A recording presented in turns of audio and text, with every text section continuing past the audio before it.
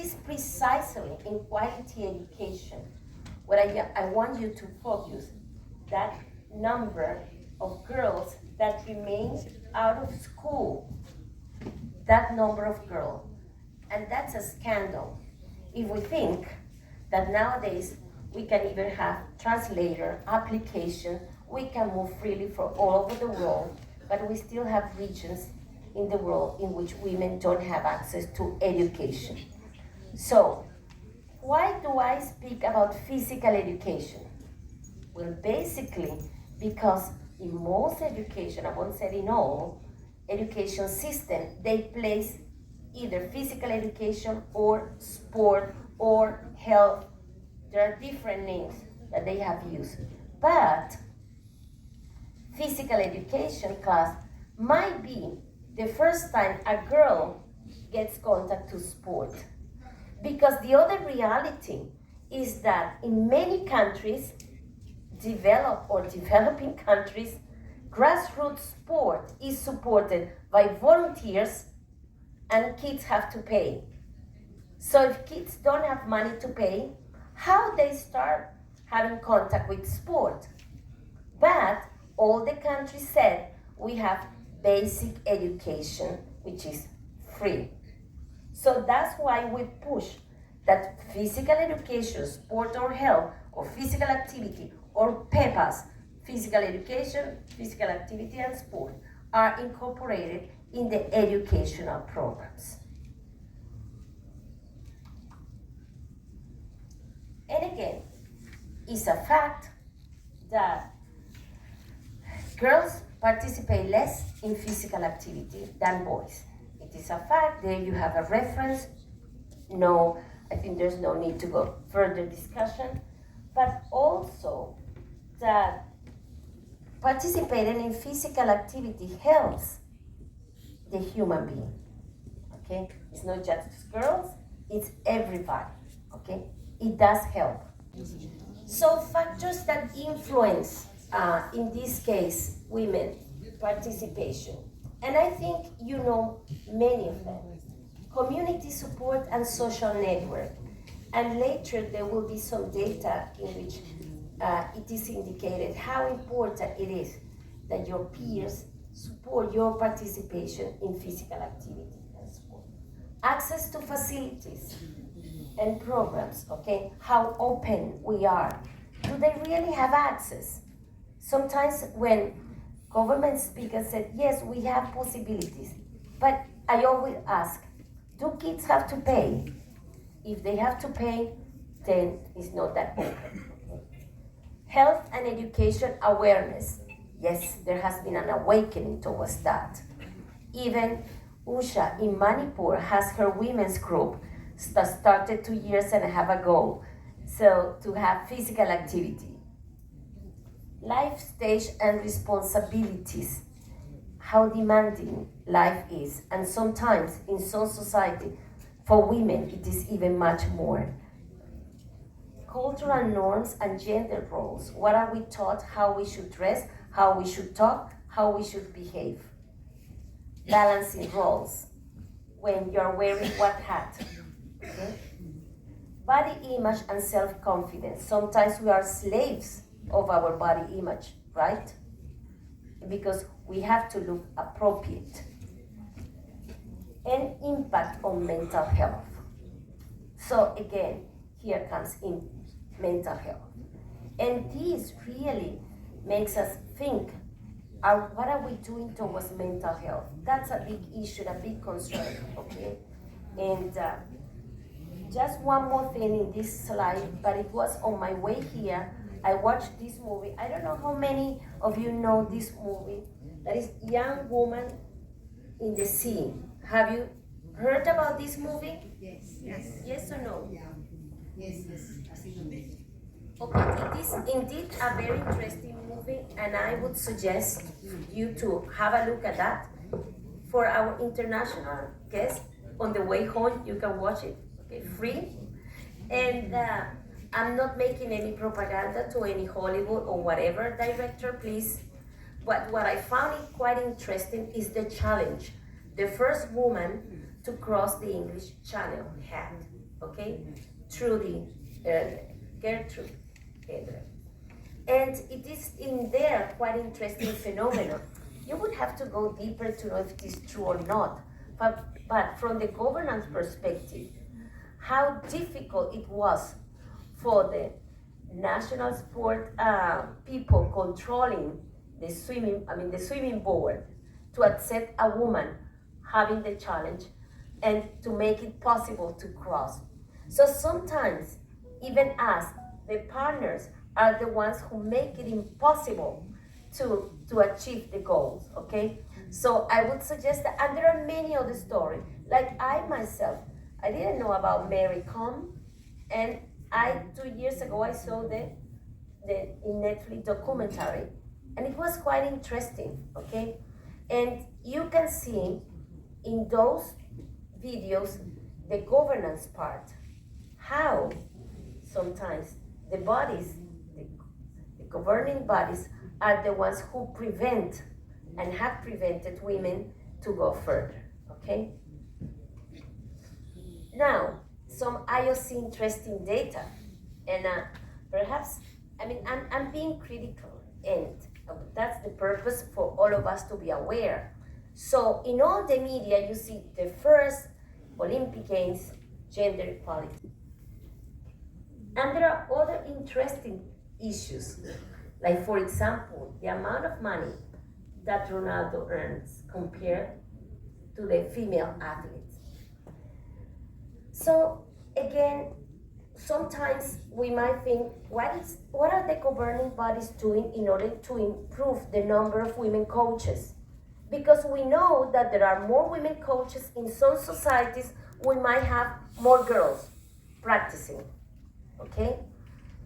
And the other aspect, which is quite interesting, and I don't have it there, it's because I come from a region where we are football lovers, okay? But it is critical to say that FIFA had no women in the executive committee for over 100 years. 100 years. 1948, remember, Declaration of Human Rights. I'm being critical, okay? But I don't think it's fair with so much money they appointed. They could have much more in many countries to develop, because kids love, the media either helps or destroys. Sorry, Jens, to say that. So, and then you have kids following the ball, football, everywhere. So we have to be, in a way, critical to the governing body who can make a bigger effort to have women in better, I would say, decision-making positions, okay? Not to mention, and I didn't mention before, the IOC and the representative worldwide, okay? How it looks like in terms of women in NOCs. So, students, again, one question. Have you heard about the Beijing Platform for Action? No? 1995, okay? I will just highlight two elements. After that agenda, the IOC started to have the suggestion to include women in their governing bodies, okay?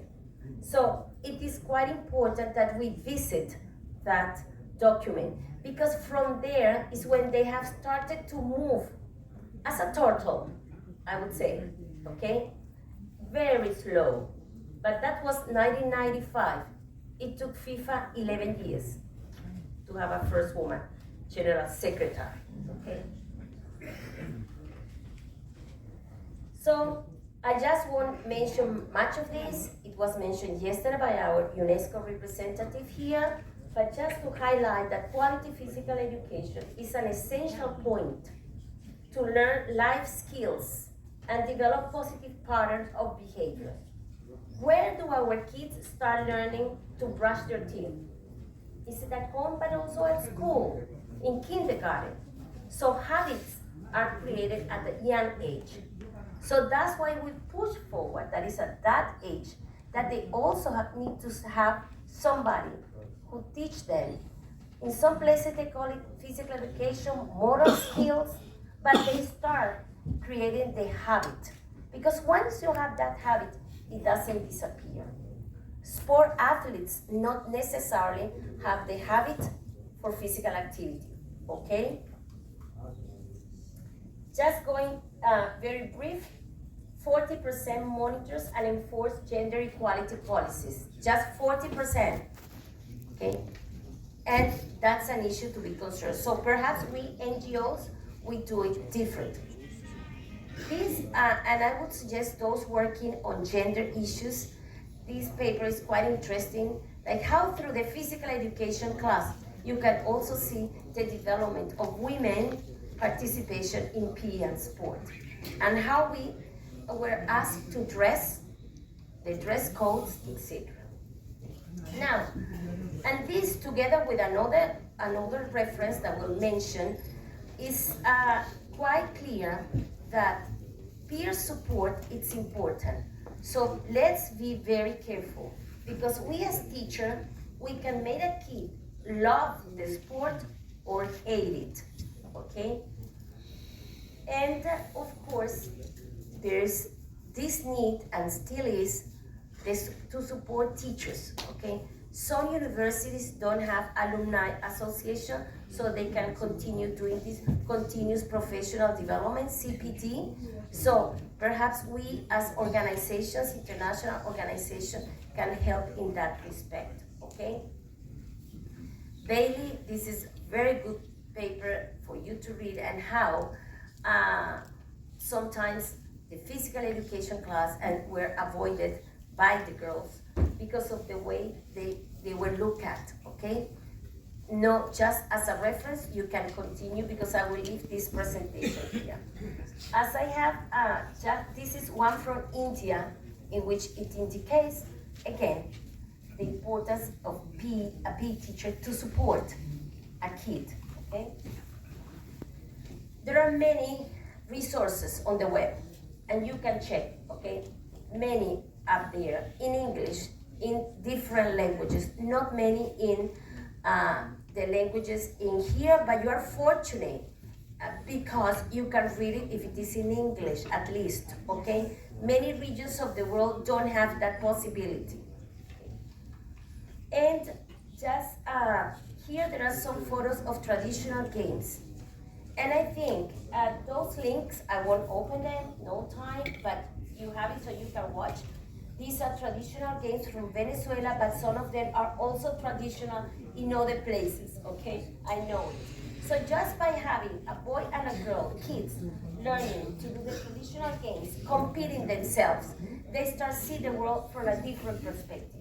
So normally we are given the example of football, and how then you have the spirit, boys and girls, and how they combine together. But you can also do it with the traditional sports, okay? Traditional, in some countries we have traditional and indigenous sport, okay? Which is a difference. And again, my push is like sometimes kids or, teachers would say, I don't have the ball to play. You might not have the ball, but you might have a traditional game that we can make it. So you can start practicing your motor development skills, okay? So final remarks, I insist the relevance of physical education to promote inclusion, but also equity, okay? I will say more equity than equality. And in all places, I think more efforts are needed to have progress and to promote the inclusion of physical education in the education system, and to have a look how we can support teachers to make it more accessible. But of course, I also indicate that women participation has to be in all the ecosystem, in all the sport ecosystem, okay? And that means coaches, judges, or referees, as you know. Now, well, I won't kind of go into my data, but I saw in some of the references you're quoting, some of the quotes you were presenting to us, there was one specific passage that said, well, there were women empowered who didn't empower Yes. girls. Yes. So I wanted to listen a bit more from you about this issue of kind of having tokenistic positions are all right. Now FIFA has a secretary, a general secretary who is woman, or a club has a president who is a woman. But people who actually don't understand, neither promote gender equity. They just hold to traditional hegemonic values in terms of gender and etc. So if you could expand on this, that would be great. Thank you. Muchas gracias. Thank you, Jorge. Well, one of the things that we have to be clear, and it is in the literature, the feminist literature, is that sometimes women, when they get to power position, they imitate or replicate the model they have had. So it's like we are models in our home to our kids. And then when they're out, they behave in such a way, they replicate the family's behavior. This has happened, and there are studies that indicate that how you, once you get into a powerful position, in quotation mark, then you, in order to be accepted, you start imitating men's behaviors and men's attitude. On the other hand, for some it has been so difficult, and there's one issue that happens in sport. You can find people that are 20 years in the same board, in the same position. That happens in many places. I mean, this is the most, I would say, globalized phenomenon. Like how many board members remain in the same position for so many years, no matter women or men, voluntary position or paid position. So of course, it will take a while, a long time, in order to be flexible enough. But I also believe that it's an issue of humanities and how, I mean, we have to learn that in order to grow up, it's not just one individual growing. We have to mentor and support others. So sometimes we have to ask ourselves, how many are we mentoring? How many are we supporting to continue growing?